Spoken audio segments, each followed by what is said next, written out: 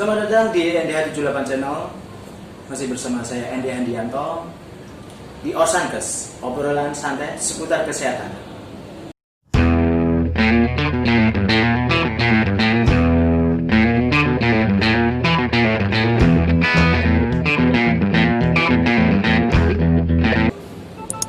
Pada kesempatan kali ini kita akan sedikit membahas tentang hipertensi. Tentunya saya ditemani oleh narasumber kita. So, please welcome Dr. Faisal. Assalamualaikum. Waalaikumsalam warahmatullahi wabarakatuh. Oh, ya, mungkin bisa dikenalkan ke teman-teman semuanya dok gitu. Baik, Pak Nabi. Siapa dokter gitu? Ya. Ada ungkapan tak kenal maka tak sayang dok. Ya. Silakan. Baik Pak, Assalamualaikum warahmatullahi wabarakatuh. Perkenalkan, nama saya Dr. Faisal Bastian.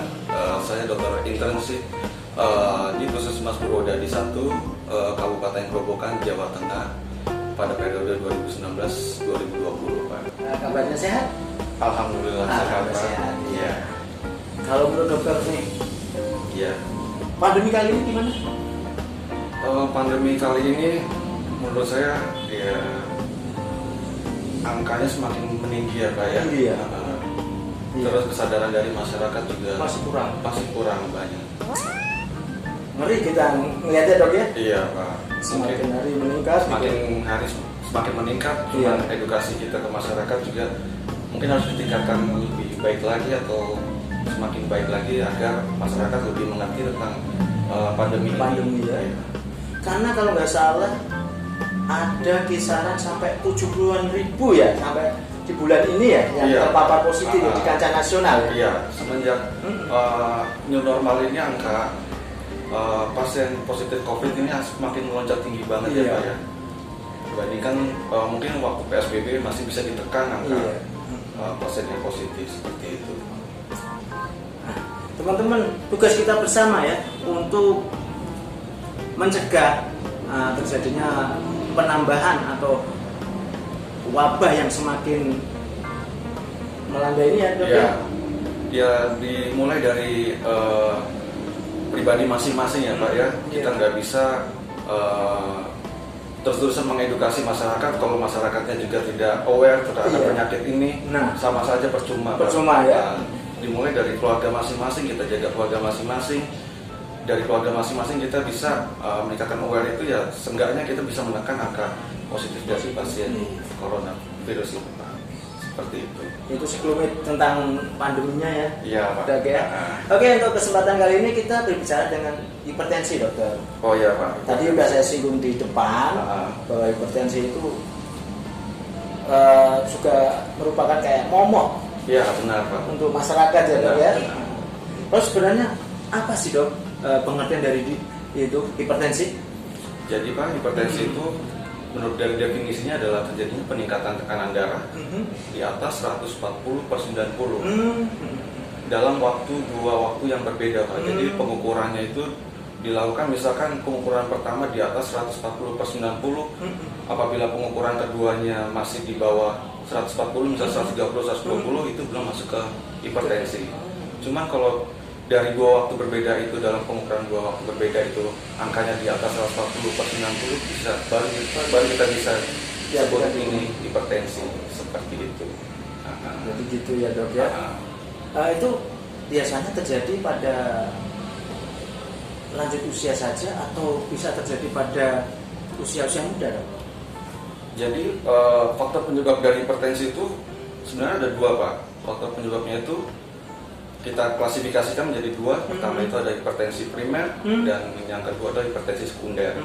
Jadi faktor penyebabnya itu 90% kita nggak tahu nih penyebab hipertensi itu karena apa. Cuma 10%-nya itu kita tahu, misalkan dari orang tersebut memiliki penyakit bawaan lainnya. Misalkan gagal ginjal seperti itu, terus penyakit gangguan hormon seperti itu bisa menyebabkan terjadi hipertensi. Seperti itu Pak. Jadi ada dua klasifikasi, hipertensi primer dan hipertensi sekunder.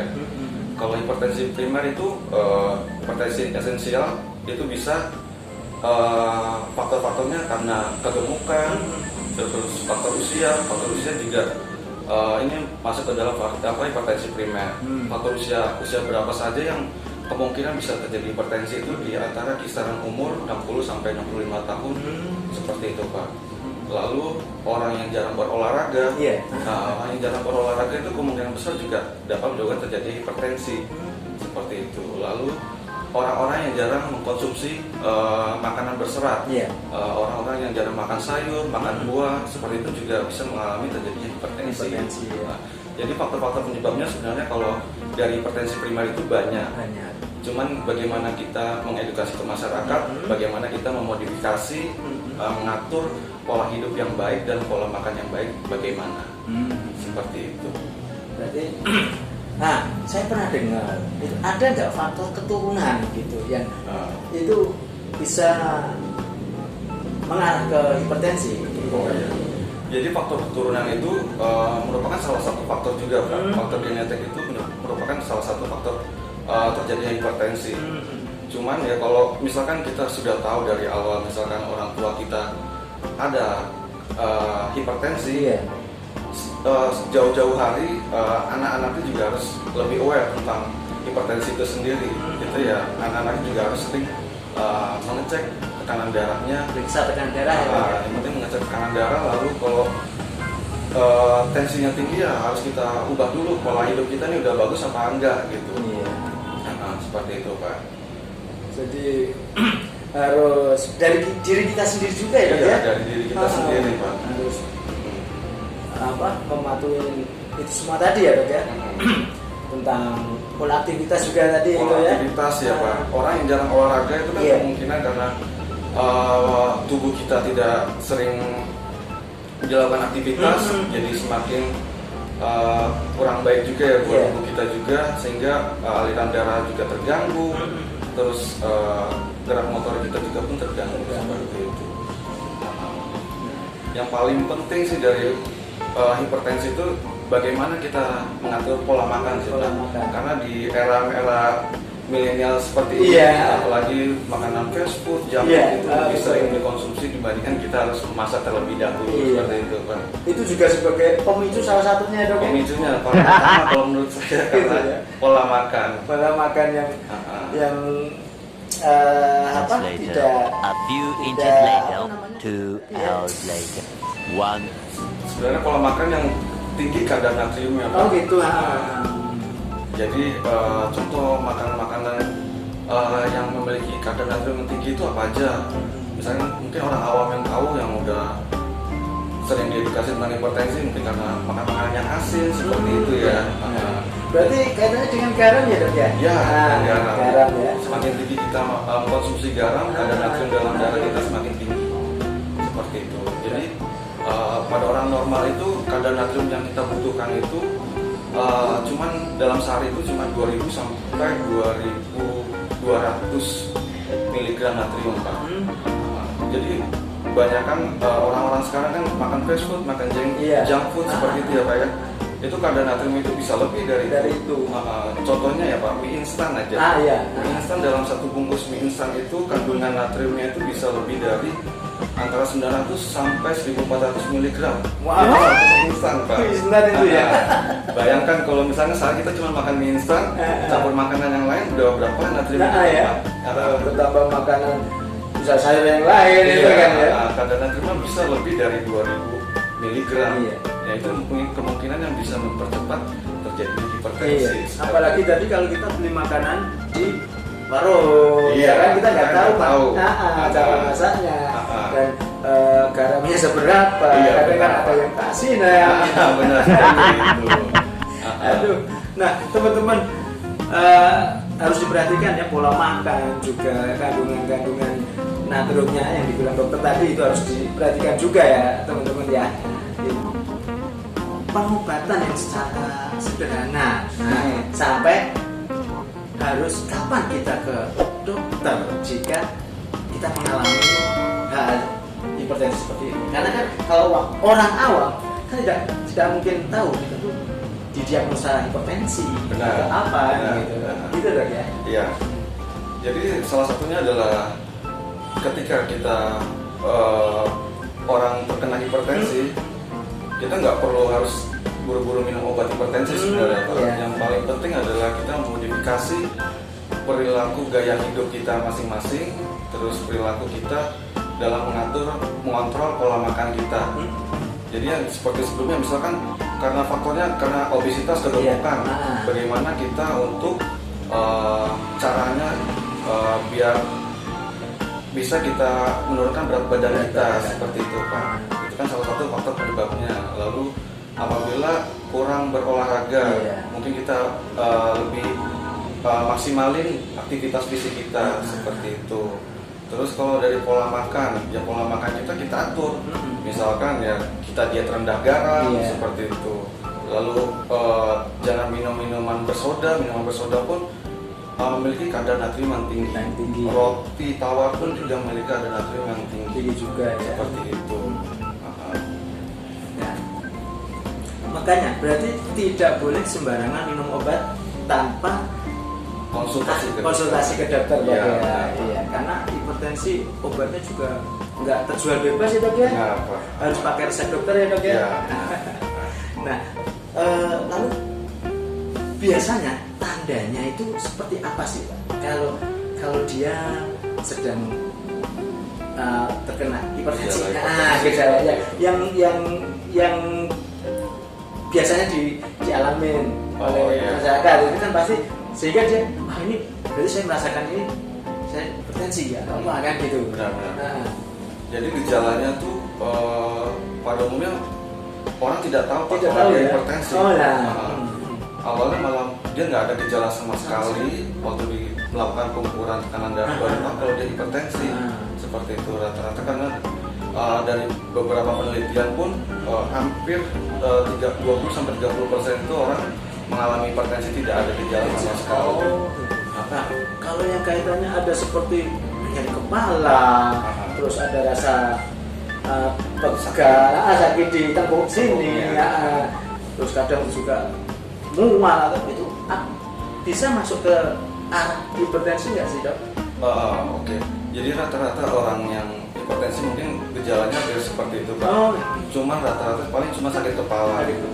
Jadi kalau sampai sakit tengkuk atau apa, mungkin ada gangguan metabolisme seperti mungkin kolesterol tinggi atau semacam itu. Iya. Jadi harus tetap diperiksa dulu ya dok ya. Diperiksa dulu, diukur tensinya dulu dalam 2 waktu yang berbeda. Kalau misalkan sampai 2 kali pengukuran hasilnya tetap tinggi, ya baru kita modifikasi pola gaya hidupnya terlebih dahulu Pak. Nah, kadang kan gini ya dok ya, setelah kita habis aktivitas yang agak tinggi, agak berat, kalau di tensi kan kadang suka tinggi ya dok ya. Itu sebenarnya itu normal ya. Karena jantung memompa aliran darah semakin cepat, seperti itu. Jadi tekanan darah juga naik, nadi pun juga ikut naik. Cuma masih dalam batas normal kalau dalam berolahraga, seperti itu Pak. Kecuali beliaunya tadi sudah ada darah tingginya. Itu misalkan ya kita nggak ngapa-ngapain, cuma tensinya tinggi. Kan mungkin karena hipertensinya tadi ya dok ya. Cukup menarik ya teman-teman ya. Oke, simak terus video ini, jangan sampai di skip ya teman-teman. Ini semoga bermanfaat untuk teman-teman ini, makanya harus ditonton sampai habis nih. Nah, lalu dok, ada nggak komplikasi yang timbul atau yang mengarah ke penyakit lain yang berhubungan dengan hipertensi? Banyak Pak. Banyak ya. Komplikasi yang diakibatkan dari hipertensi. Contohnya yang paling kita tahu ya stroke, seperti itu kan. Stroke itu kan penyebab utamanya dari hipertensinya. Gitu ya. Terus penyakit jantung, misalnya seperti serangan jantung, itu awal mulanya juga dari hipertensi. Juga ya. Jadi misalnya serangan jantung pada masa akut itu dari hipertensi. Bisa juga sesak nafas. Sesak nafas pun dari hipertensi juga, seperti itu Pak. Jadi berbagai macam komplikasi dari hipertensi itu sebenarnya banyak, sampai ke penglihatan pun bisa terganggu Pak. Kalau kita udah memiliki hipertensi yang dalam waktu yang cukup lama tidak terkontrol, seperti itu. Aduh, itu ya teman-teman ya. gini, berarti tadi dari depan nih, teman-teman sudah dikasih penjelasan selebar-lebarnya, mulai dari pengertian sampai ke tahap komplikasinya gitu. Ini menarik sekali, Dok. Iya, Pak. Nah, lalu mungkin yang terakhir ya, Dok. Oh iya, Pak. Mungkin ada saran-saran ke teman-teman untuk pencegahan atau apa kepada teman-teman agar kita tidak ada penyakit hipertensi. Oh iya. Ya baik, untuk semua masyarakat di seluruh Indonesia, terutama kita harus lebih aware tentang bermacam-macam penyakit, terutama hipertensi, diabetes seperti itu ya Pak ya. Terutama hipertensi, karena hipertensi ini kemungkinan penyebab paling utama angka kematian yang tertinggi karena hipertensi juga banyak. Jadi edukasi yang baik bagaimana ketika kita punya keluarga atau teman dekat kita atau ibu bapak kita atau kakek nenek kita yang terkena hipertensi, yang pertama adalah kita harus lakukan pengecekan terlebih dahulu ke pelayanan kesehatan, Pak. Lalu jika terjadi peningkatan tekanan darah, nanti baru kita edukasi tentang bagaimana memodifikasi gaya hidup yang baik dan benar. Jadi bagaimana modifikasi gaya hidup yang baik dan benar? Yang pertama adalah kita harus diet rendah garam terlebih dahulu, Pak. Ini faktor utama, maksudnya diet rendah garam ini apa saja yang tidak boleh dikonsumsi secara terus-menerus. Bukannya tidak boleh sama sekali kita tidak mengkonsumsi. Misalkan kita orang tua suka makan ikan asin, tapi kita nggak sampai stop, nggak boleh sama sekali makan ikan asin. Diperbolehkan tapi dibatasi konsumsi makanannya. Jadi makanan yang diet rendah garam adalah diet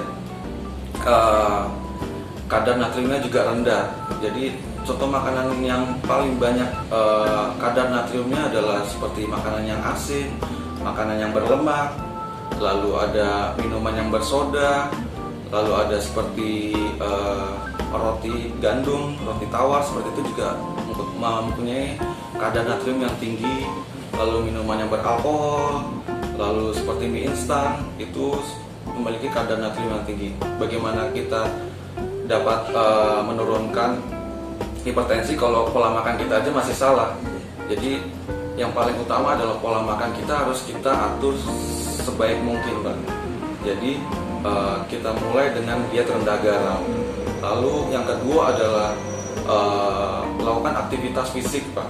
Jangan sampai kita tidak melakukan aktivitas, hanya istirahat di rumah tanpa paling enggak berjalan kaki gitu 10-15 menit gitu kan. Terus yang ketiga adalah kita misalkan yang sudah memiliki hipertensi secara kronis, maksudnya sudah lama, ini juga harus rutin dikontrol, Pak. Paling enggak itu 1 minggu sekali dicek pengukuran tekanan darahnya. Jangan sampai tidak terkontrol mengkonsumsi obat anti hipertensinya.